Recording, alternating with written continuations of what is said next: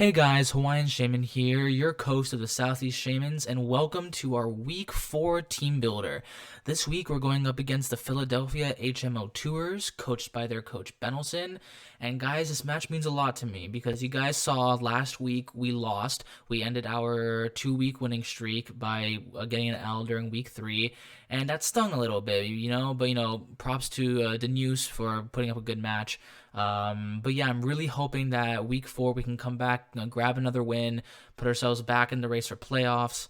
But this team, guys, this team is really, really scary. This team it's ridiculous how Benelson was able to actually draft this team. I'm just gonna read down the list of what he has real quick for you guys, just so you get an idea. He has a Jirachi right off the bat. Jirachi is scary. Base 100 speed, serene grace. Most people tend to run it like physical scarf with Iron Head and Zen Headbutt for like the flinches. But in the matches that I've seen, he's run it special. But so that's something to take into consideration. But considering that we have a Ferrothorn, and Jirachi doesn't get any special fire type moves, I really think he's going to be bringing it physical this week. Possibly Scarfed. I'm not sure, maybe, but definitely scary. Next up, he has a Mega Venusaur. Mega Venusaur is always really scary, guys. It's super bulky, can take hits, has reliable recovery and synthesis with Leech Seed, has good coverage. Gets, like Stab, Giga Drain, Sludge Bomb, gets Earth Power. Not a lot of people know this, but it actually gets Knockoff. When it's just so bulky, especially with its ability Thick Fat, it gets rid of 2 of its 4 weaknesses, so the only thing it's weak to is Psychic and Flying, which is ridiculous, considering it's already insane defensive stats. But next up, he has the Urshifu Single Strike, which is also really, really scary because that just punches holes through things. It always gets a crit. It can go through Protect. Fighting in Dark puts in like a lot of work against me, but it's sort of walled by Togekiss. So I'm not sure if he'll bring it, but that's something to definitely keep in mind. Next up, he has the Grimmsnarl. Super, super annoying Pokemon with Prankster. Can set up the screens and Thunder Wave things. That's usually its main purpose. He has brought offensive Grimmsnarl to past matches, but I think definitely, at least for this week, it's going to be just Light Screen Reflect, Thunder Wave, and then probably, I don't know. So I'd probably say Dark type move, or no, I'd actually say Fairy type move if he has to bring one of the two. But yeah, super annoying. There's certain mons that you'll see later that I just really can't have paralyzed, so we're gonna have to be on the watch for that. Next up, he has a Suicune, another ridiculously bulky Pokemon. Makes up his second part of his bulky grass water core. Suicune is ridiculously bulky. I've run it in the past with just the standard Scald, Calm Mind, Rest, Sleep Talk set. It's so hard to take down, especially if the Grimmsnarl gets its screens up. It's really, really, really difficult, guys. I don't think he brings mono attacking Suicune just because I have the Gastrodon right there, so he wouldn't be able to hit me.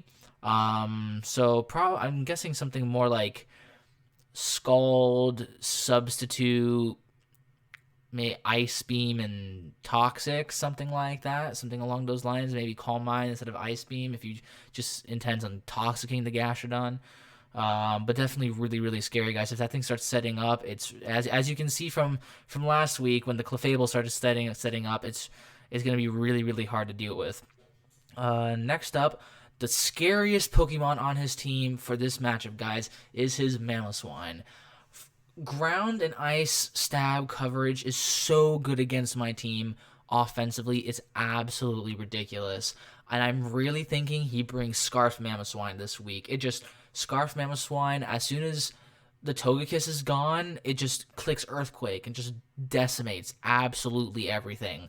And everything that resists Earthquake, like Delmise, he can just Icicle Crash it, and Icicle Crash the Togekiss. It's ridiculous how well the Mamoswine does this week. So I'm really, really scared, and as you guys will see, I really, really prep for that with this team. So definitely the most scary mon that I have to look out for. Next up, he has a Galvantula.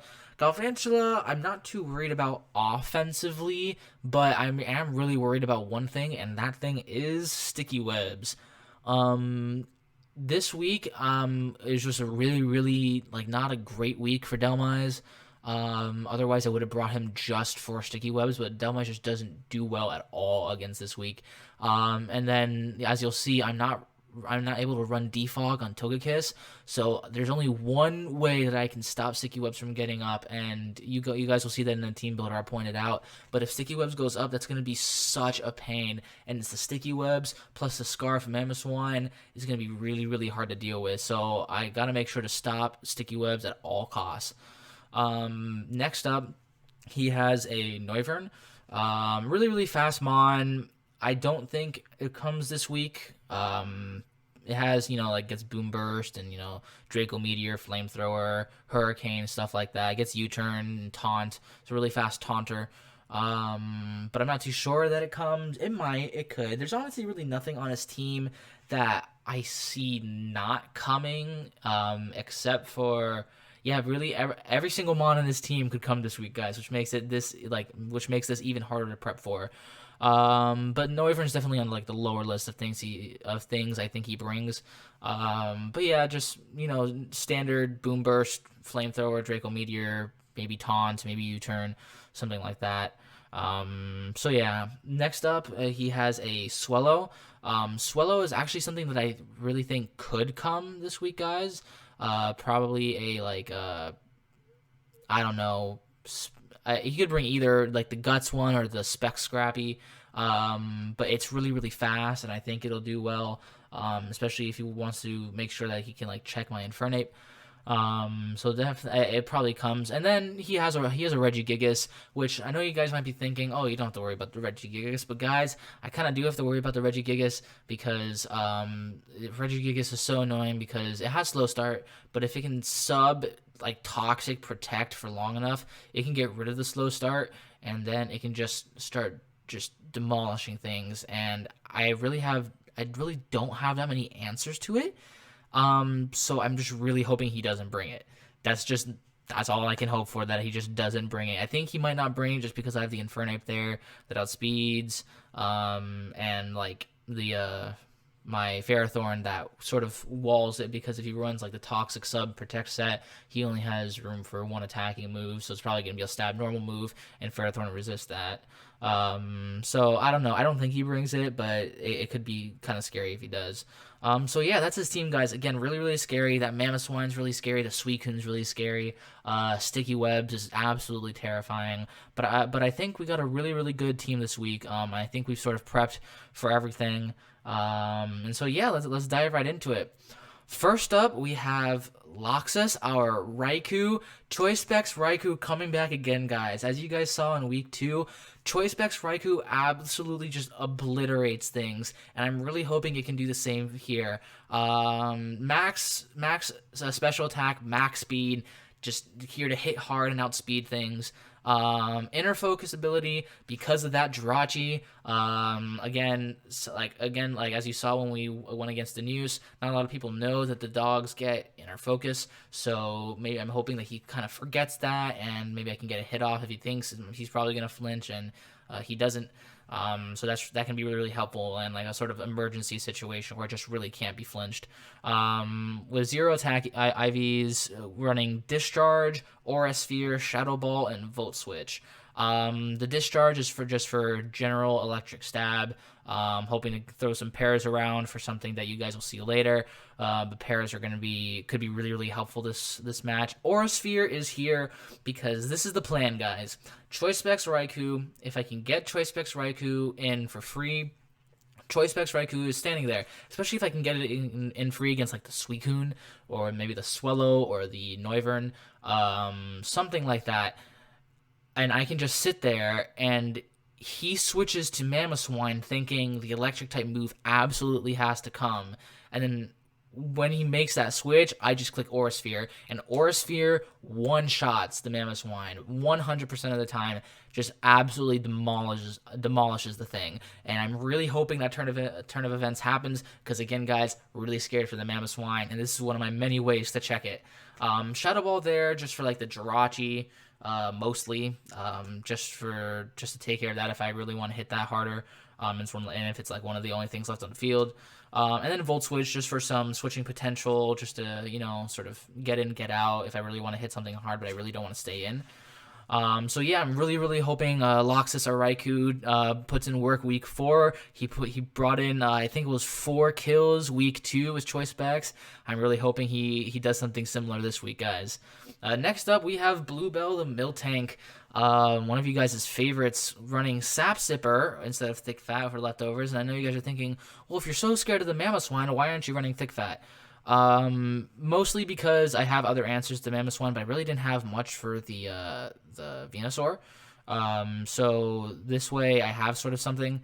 Sap Sipper, obviously shiny, max HP, max special defense, calm nature, just really there to just wall the Venusaur, and similar set to what I've been bringing every time I bring Miltank. And I know you guys must be tired of seeing sort of the same moves, but I mean, guys, this works so well, especially against things like the Suicune that can be calm binding, and Seismic Toss just has a way to just cut right through it. Standard Milk Drink, Heal Bell. Heal Bell is really, really important because, again, guys, it's really, really important that my Pokemon don't get paralyzed by the Grimmsnarl.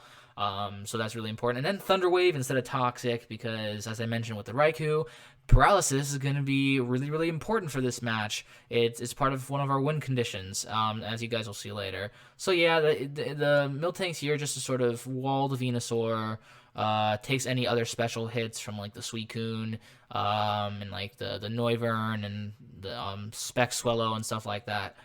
Takes it really well, actually. Next up, we have Natsu the Infernape. Choice Scarfed Infernape coming back. Iron Fist ability, absolutely shiny. With like a unique EV spread here. 30 HP, max attack, 17 defense, 17 special defense, 192 speed. I believe that's just enough to outspeed a max speed Jolly Jirachi if it's not Scarfed. And since I am Scarfed, sorry, I outspeed max speed Jolly Jirachi. Whether it's Scarfed or not, I outspeed it with that speed stat right there. And then just general, just defenses. Maybe I can take a hit a little bit better. Who knows? Jolly Nature with Close Combat, Gunk Shot, Fire Punch, and U-Turn. This is just for general coverage, and this is another check to Mamoswine, because if he brings Choice Scarf Mamoswine, and he kill something, I have a Choice Scarf Infernape, and I can scare it out, or I can possibly kill it. So that's really, really important. Close Combat just for general fighting type coverage. KOs the Mamoswine. Does a lot of damage actually to like Jirachi and Swellow and things like that. Gunk Shot is there. Oh, and also does awesome damage to the Urshifu Dark if it comes, and the Grimmsnarl actually. Not much takes the Close Combat. Gunk Shot there for the Grimmsnarl, mostly just to absolutely demolish that thing if I can. Fire Punch there for the Jirachi, for the Galvantula. And it also does decent damage to the Mamoswine, but the Mamoswine can run Thick Fat, so I'd rather Close Combat it if possible. And then U-Turn there just for, U-Turn Volt Switch action with the Raikou, just to get out, do a little bit of damage. But yeah, hoping, like, this is another one of our Mamoswine checks, so really hoping that Choice Scarf Infernape comes in clutch. And it's also one of our Jirachi checks. Choice Scarf Infernape beats Choice Scarf Jirachi pretty much every time, so because he can't outspeed and flinch me. So that's important to note. Next up, we have Rosalina the Togekiss. Really, really important this week, guys. Another Choice Scarf. We're bringing 2 Choice Scarf Mons this week. We speed tie with Mamoswine. We both are base 80 speed. So I'm not running max speed just because I don't really need it. because it's going to be a speed tie anyway, and I'd rather have a little bit in defense just to take hits a little bit better. I'm not sure exactly what I'm speed creeping there with the 240 speed. Might be Grimmsnarl, maybe. Might be. I'm not sure, guys. Actually, I don't know. I'm Choice Scarf, so it might be that might be actually just enough speed Choice Scarf to outspeed the Noivern, possibly. But I completely forgot, guys. I made this set a while ago. Zero attack IVs. I'm modest for that extra damage with Air Slash, Dazzling Gleam, Flamethrower, and Tri Attack. Serene Grace. So one of my win conditions, guys, is that as soon as that Mamoswine is gone, I just start paralyzing things. The Discharge has a 30% chance to paralyze. Miltank has Thunder Wave. If I can paralyze the Jirachi, the Venusaur, the Grimmsnarl, or the Urshifu, just the Suicune, just paralyzing everything. And once enough things are paralyzed, I can send in Rosalina. As soon as the Mamo is gone, guys, I can send in Rosalina, and I can just click Air Slash. And as you guys saw last week, we got I think it was 6 flinches in a row, and the 7th hit killed the Clefable, so we don't know if it would flinch. But then the next Air Slash also flinched the Amoonguss, so I don't know if to count that 6 flinches or 7 flinches. But Rosaline is an absolute beast, and that's without Paralyze. And with the Paralysis, 25% chance to get fully parried, I think. 60% chance to get flinched. That's only correct me in the comments if my math is wrong, guys, but that's only a 15% chance to move. So that's really, really important. The other moves are there just for general coverage. I don't believe I'm going to be clicking any of the other moves. If I predict a switch, I can go for a Tri Attack, get a good chance to burn, para, or freeze something. That could be kind of cool. If I think the Jirachi's coming in, I have a Flamethrower that deals a really, really good amount of damage to it. But yeah, Rosalina here is one of our win conditions, guys. I'm really hoping it puts in work this week. Next up, we have Kirito the Gallade. Justified a ability which will become inner focused once it is mega evolved. So another thing that can't be flinched by the Jirachi. Max attack, max speed, Jolly, Drain Punch, knockoff, Zen Headbutt, and Taunt. Mega Gallade is our lead, guys. If I see the Galvantula, and honestly, it's probably my lead in most cases. Because if he sends in the Galvantula, I outspeed and I can taunt it. If he sends out the Grimmsnarl, I can outspeed and I can taunt it. Even things like the Venusaur and the Jirachi, I can try to taunt it in case the Jirachi is more support. The Suicune, I can outspeed and taunt it. I don't think he's going to see taunt coming. And I think it's going to be really, really useful. But this right here, guys, if we see Galvantula, we absolutely lead Gallade, because this is our only way of stopping webs. This is it. This is the only way we can do it.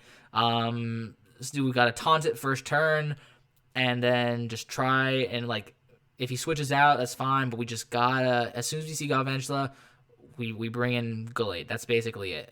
We can't let webs go up. With Drain Punch, just for general fighting coverage, a little bit of recovery. Knockoff for the Jirachi to get rid of some annoying items like the leftovers and the Suicune. A Scarf on the Mamoswine, hopefully.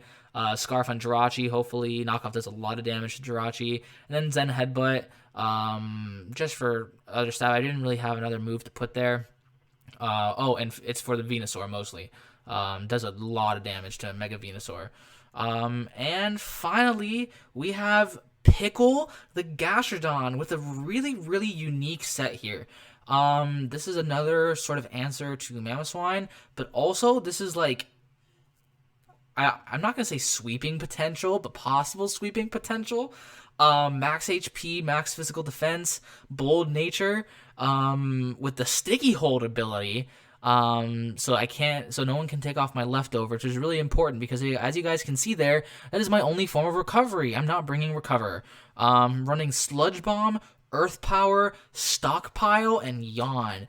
Guys, if the Mega Venusaur is gone and the Mamoswine doesn't have Freeze Dry, I can just start stockpiling. And yeah, sure, there's a chance that the Jirachi flinches me to death, but that's fine. You're going to be doing barely anything to me. Sludge Bomb, Earth Power. I didn't really need water coverage. The Earth coverage and the poison coverage was enough. And then Yon there just to hopefully force some switches. I can have Gastrodon out there. I predict that he's probably going to be sending in Venusaur at this point. I go for Yon. He either has to switch out or he stays in and the Venusaur gets put to sleep. Either way, I'm fine with. But yeah, I think he's not going to see this coming. The stockpile set, I'm really, really excited for it. I hope it pulls off. If it doesn't, that's fine. Just wanted to try something new.